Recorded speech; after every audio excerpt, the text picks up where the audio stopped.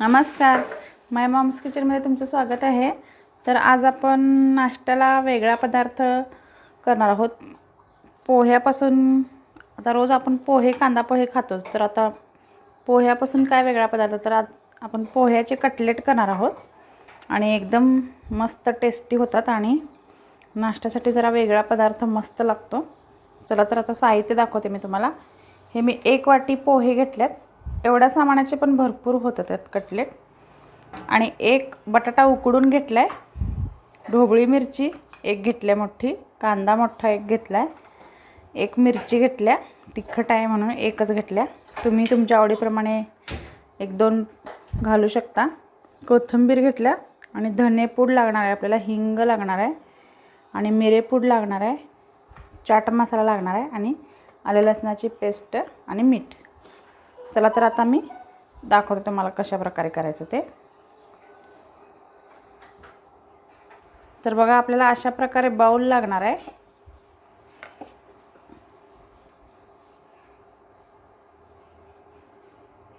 आता आपण यात पहिला पोहे घ्यायचे।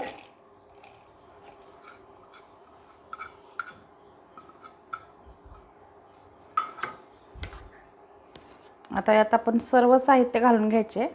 कोथिंबीर हे मी धुवून चिरून घेतल्या, मिरची, कांदा पण एकदम बारीक चिरून घ्यायचा आहे, ढोबळी मिरची, तुमच्याकडे आणि कुठल्या भाज्या असतील तर गाजर वगैरे पण तुम्ही घालू शकता, बीट वगैरे पण एकदम छान टेस्टी होतं हे।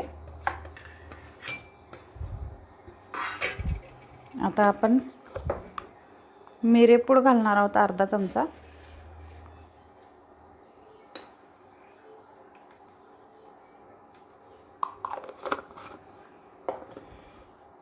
आता धनेपूड घालूया अर्धा चमचा, हिंग घालायचं आहे,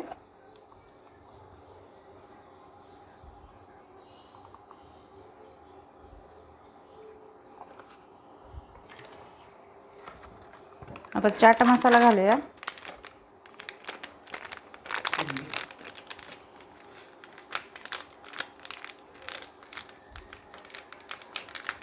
हे पण तुम्ही तुमच्या आवडीनुसार कमी जास्त घाला, अर्धा चमचा घातलाय मी। आता आले लसणाची पेस्ट घालायची आपल्याला आणि मीठ घालूया चवीप्रमाणे।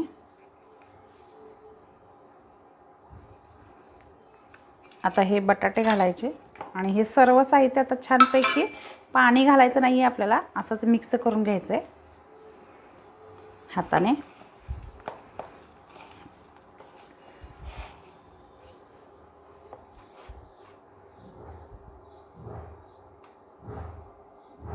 क्या है इन्हें ऐसा कैसा है, आगे यूँ नहीं करने का। तर बघा, आपण मस्तपैकी आता छानपैकी मिक्स करून घेऊया हे व्यवस्थित।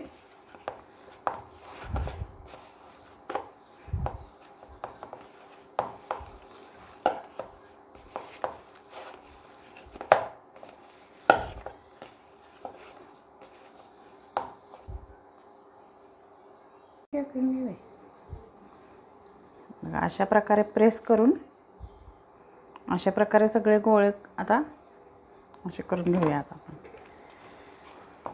आणि मुलांच्या पोटात सगळ्या भाज्या पण जातात। मग तुम्ही नक्की करा, हा नाश्त्याला पदार्थ एकदम टेस्टी पण होतो आणि दह्याबरोबर पण छान लागतो आणि सॉस बरोबर पण, हिरव्या चटणीबरोबर पण मस्त लागते।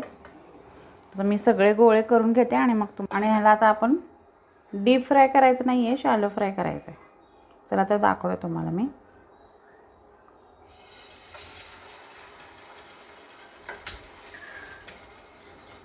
बघा, अशा प्रकारे एकदम हलक्या हाताने घेऊन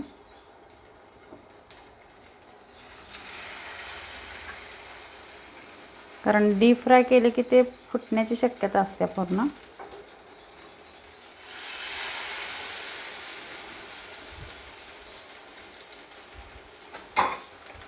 बघा, अशा प्रकारे आपण आता थोडंसं तेल घालायचं आहे आणि मग करायचं आहे आपल्याला।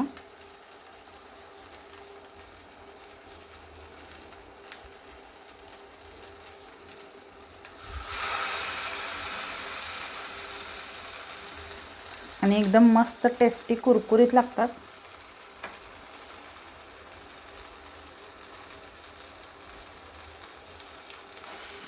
आता बघा असं पलटी करून घेऊया. आता आपण डीप फ्राय केलं ना तर हे फुटण्याची शक्यता असते, म्हणून थोडंसं त्याला कॉर्नफ्लॉवरचं नसेल तर तुमच्याकडे मैदा थोड्यात मीठ घालून त्यात पण कोटिंग करून वरनं करू शकता. तर बघा आता आपले मस्त कटलेट पोह्याचे तयार आहेत. पोह्याचे व्हेज कटलेट तुम्ही कुठल्या पण घरात अवेलेबल भाज्या घालून करू शकता आणि सामान पण एकदम कमी लागतं आणि एकदम मस्त टेस्टी होतात. आणि मुलांना डब्याला पण देऊ शकता आणि ऑफिसला पण देऊ शकता. सॉस बरोबर, दही बरोबर, कशाबरोबर पण मस्त टेस्टी लागतात. आणि नक्की करून बघा. पोहे खाऊन आपल्याला खूपच कंटाळा आलेला असतो, तर नवीन हा पदार्थ नक्की करा. आणि माझा व्हिडिओ आवडल्यास तुमच्या फॅमिलीसोबत शेअर करा आणि माय मॉम्स किचनला लाईक करा, शेअर करा, सबस्क्राईब करा. आणि भेटूया आता नवीन एका व्हिडिओ बरोबर. चला तर, थँक्यू सो मच.